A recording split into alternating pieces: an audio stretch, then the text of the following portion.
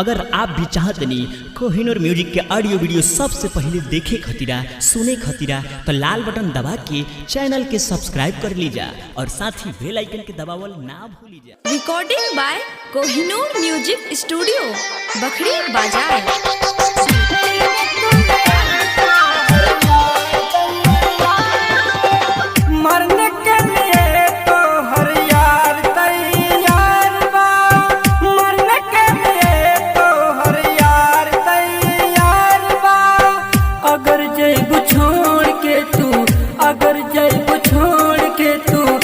तैयार बा मरने के लिए तो हर यार तैयार बा मरने के लिए तो हर यार तैयार बा